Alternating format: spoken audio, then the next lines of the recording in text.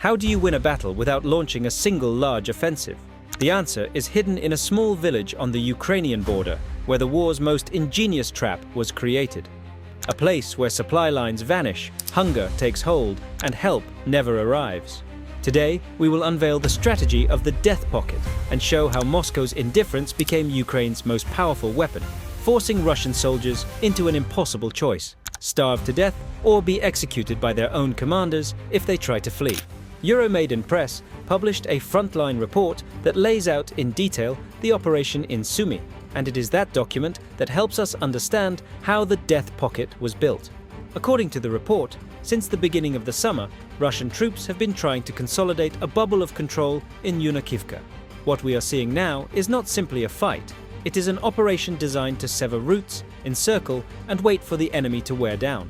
The article includes maps and overlays of supply routes and the isolation axes the Ukrainians have been pressuring, confirming that the intent is not a frontal assault, but rather to shut the doors and turn the logistics against those trapped inside. The tactic the Ukrainians use here has a practical name: fire pockets, or as the report calls them, kill zones. Instead of pushing armor into a close urban firefight, Ukrainian commanders work to completely isolate the enemy force. They employ drones for continuous surveillance, precision artillery to deny supply corridors, and special patrols that occupy key points in the woods and on secondary roads. The objective is simple and cruel: cut communications and supplies, prevent any rotation or resupply convoy, and force the hardest decision on the encircled troops. The operational formula cited in the material is blunt: isolate and starve the Russians in Yunakivka, then turn the trap into a death zone with no chance of evacuation or rotation. Maps and aerial imagery included in the report show how small advances in forested points and control of a secondary road create a ring that, from a distance, looks modest, but in practice blocks convoys, severs fuel lines, and creates crossfire corridors. Where there used to be options to resupply, there are now only Ukrainian observation fields and targets marked for artillery and unmanned aircraft. Those maps make clear that the encirclement is not improvised. It is geography and timing planned out, with engagement points synchronized to deny any window of escape. But why does Ukraine avoid a direct attack? The answer is purely pragmatic and human. Yunakivka's terrain and urban fabric would turn any close assault into a slaughter for the attacker. Ruins, open avenues, and few points of cover mean that an advance by infantry or armor would result in attritional combat, high ammunition expenditure, and hundreds of casualties. Instead, siege and attrition reduce the cost in one's own lives and maximize damage to the enemy. When the enemy starves, loses radios, or is punished for attempts to withdraw, victory is achieved without exposing friendly forces to major risk. Beyond the physical dimension, there is a psychological and informational component. Intercepts and communications captured by Ukrainian intelligence show desperation, contradictory orders, and even internal executions reported by prisoners themselves. All of this feeds the strategy. It is not enough to block supplies. The collapse of command and morale must be amplified. As Yunakivka becomes a cage, the battlefield ceases to be a straight line and becomes a clock running in favor of the side that controlled the logistics. Rather than trading lives for meters, Ukraine bet on turning Russian indifference and fixation on positions into its own weapon.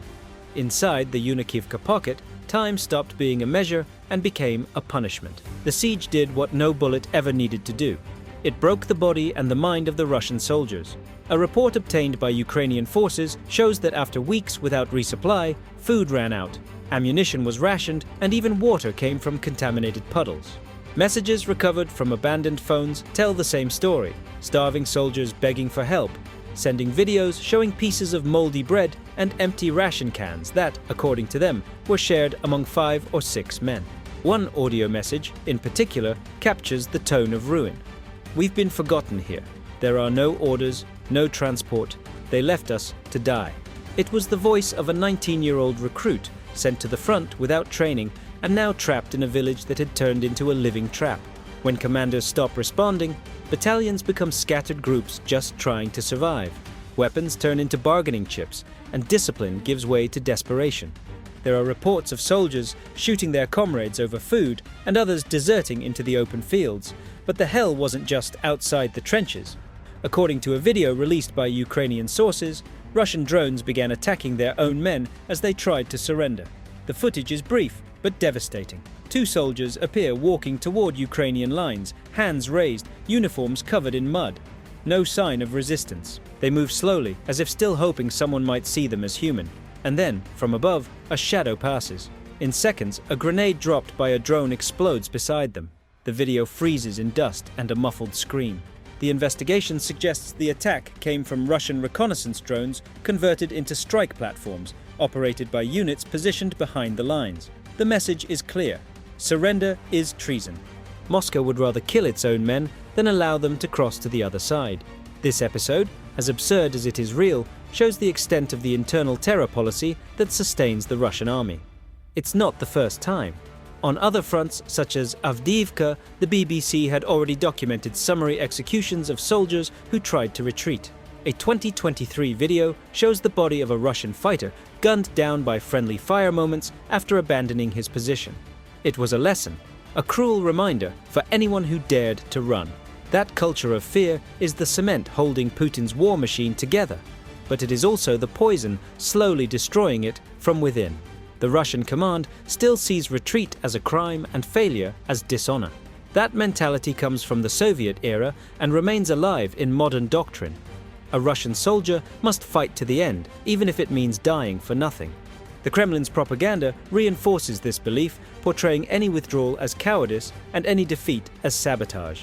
That's why generals prefer to sacrifice an entire brigade rather than admit they were wrong. In Yunakivka, it means men trapped in trenches, dying slowly, while their superiors send false reports to Moscow, claiming that the position is under control.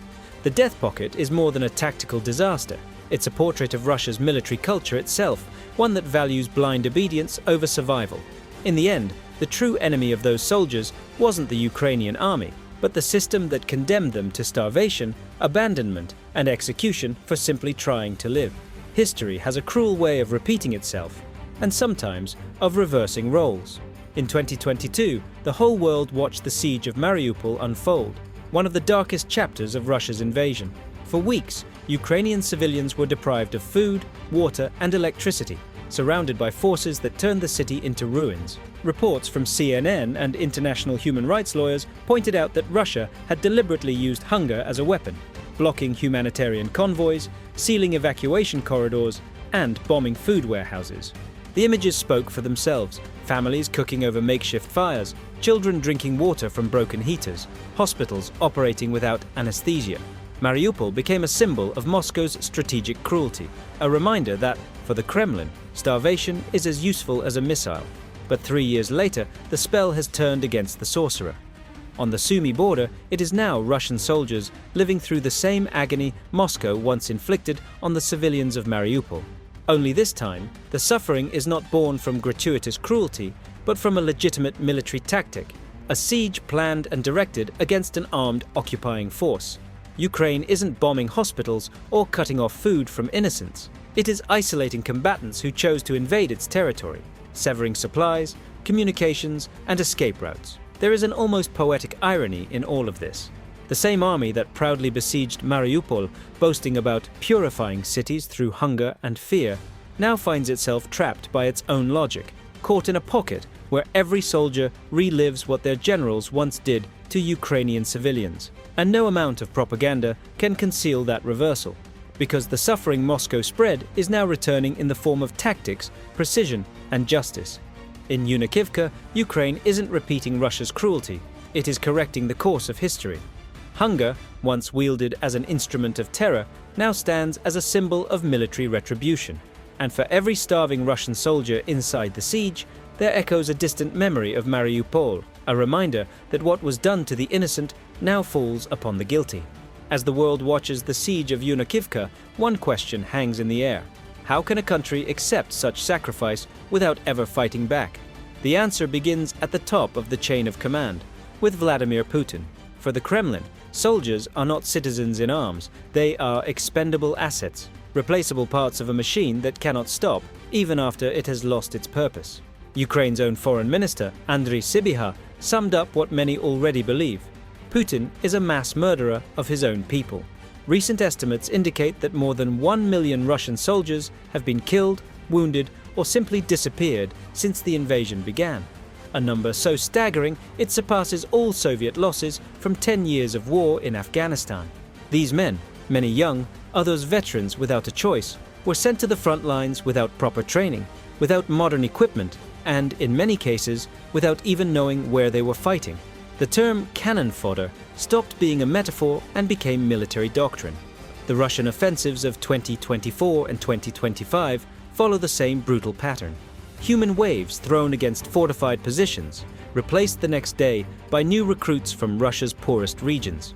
There is no pause, no compassion, only a cold calculation where lives are the fuel of a failed strategy. The numbers confirm what the images already suggest. According to data from Ukraine's Ministry of Defense, cross-checked with reports from the BBC and Mediazona, Russian losses have surpassed 600,000 confirmed dead, with thousands more missing. And the most shocking figure is the survival rate. For every soldier killed, there are only 1.3 wounded. In any modern army, that ratio would be 3 or 4 wounded for every death. The discrepancy reveals something brutal. The wounded are not being rescued. They are left to bleed out in the field because Russia's evacuation system has collapsed. Military ambulances are few, poorly equipped, and in many sectors, soldiers are forced to improvise stretchers out of tarps or broken doors. There are videos showing combat groups abandoning bodies for lack of fuel or because retreat orders never arrived. In practice, the Russian soldier is disposable long before he even dies. This dehumanization has a purpose: to prevent the fear of death from becoming a political problem at home. Putin knows that every body returning to Russian soil could turn into an inconvenient question. That is why many families receive sealed urns, or no explanation at all. Censorship and nationalism serve as anesthesia, while the country grows numb to the idea of sacrifice as routine. Politico described this phenomenon with surgical precision. Russia is bleeding troops for microscopic gains. In other words, Putin is willing to lose thousands of men to capture a village, a road, or even a pile of ruins with no real strategic value. It is a logic of war frozen in time, a war of numbers where every advance of 200 meters is celebrated as victory, even if the ground gained is covered in Russian corpses. Yunakivka is the perfect mirror of that mindset. There, Putin would rather let his men die of starvation and abandonment than admit a tactical mistake. He doesn't see soldiers, he sees statistics. He doesn't see fathers, sons, or friends. He sees pieces on a board he insists on playing alone. And that is why, for Moscow, the Death Pocket is not just a military defeat. It is the public exposure of a truth the regime tries to hide. The war Putin started against Ukraine has become a war against the Russian people themselves. Yunakivka has become more than just a point on the map. It is the miniature portrait of Putin's war. There, every empty trench and every abandoned body tell the same story. That of an army without purpose, pushed to die under orders that no longer make sense. The siege, which began as a Ukrainian tactical operation, has turned into a mirror of Russia's moral collapse. The starving soldiers, the drones attacking those who tried to surrender, the silent generals, all of it exposes a system that has lost control over its own fate. And when morale collapses, no number of tanks or missiles can sustain a war. The truth is simple and devastating. No army survives once it stops believing in what it's fighting for. In Yunakivka, Ukraine didn't just encircle a Russian unit, it encircled the very concept of blind obedience the Kremlin demands from its men.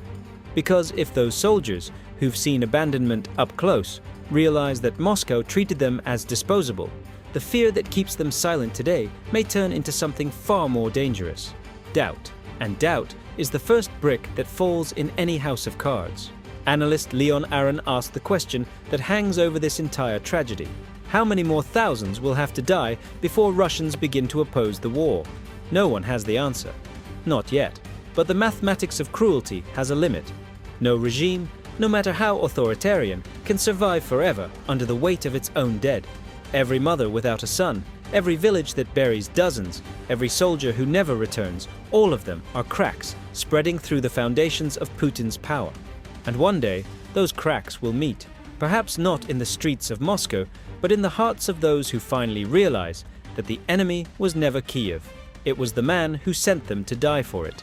When that moment comes, The empire of fear Putin built will collapse on its own, like a house of cards built on the ruins of his own ambition. If the siege in Yunakivka exposed the moral collapse of the Russian army, what happened in Zaporizhzhia revealed its physical collapse. A new Ukrainian tactic has turned the battlefield upside down, and the result was devastating. Kilometers of territory liberated in a matter of hours. Click on the video on your screen and see how Ukraine turned small units into forces capable of breaking the impossible, and why this breakthrough could change the course of the entire war.